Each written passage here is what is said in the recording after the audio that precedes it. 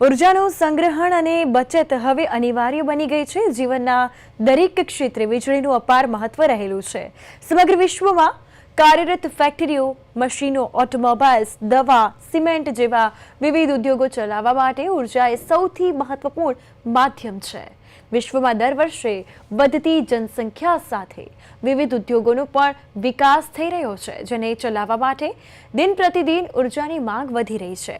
કોલસો, ઈંધણ, crude oil, કુદરતી ગેસ જેવા વિવિધ સ્ત્રોત દ્વારા ઉર્જા ઉપલબ્ધ થાય છે, પરંતુ દિન પ્રતિદિન આ સ્ત્રોતની માંગ વધતા કુદરતી સંસાધનોમાં સતત ઘટાડો થઈ રહ્યો છે।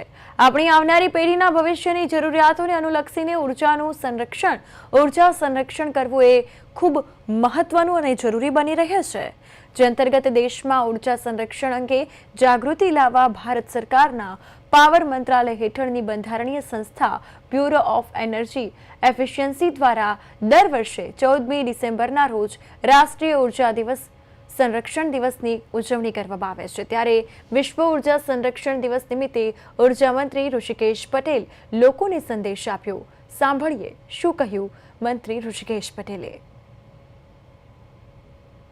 સંરક્ષણ દિવસ તરીકે આખી દુનિયામાં આવતા સમયના પડકારો અને પડકારો માટે ઉર્જા બચાવવા માટે, સંરક્ષણ કરવા માટે સમગ્ર દુનિયાની અંદર વીજળી કેવી રીતે બચાવવી એની ખૂબ જાગૃતતાથી આજનો દિવસ અને આજના દિવસે પીએમ સાહેબે પણ પીએમ સૂર્યઘરને પણ ખૂબ પ્રોત્સાહન આપ્યું છે, જેથી કરી કાર્બન ઉત્સર્જનનું પણ આપણે ખૂબ માત્રામાં ઘટાડો કરી શકીએ અને ગુજરાત પણ અને 2027 સુધીમાં 10 લાખ જેટલા ઘરોને સોલાર વીજળી પેનલથી પણ આપણે સજ્જ કરવા માંગીએ છીએ, જેથી કરી લોકોને વીજળી સસ્તી મળે અને ઓછી વાપરવાવાળા લોકોને પણ સબસિડી આપી।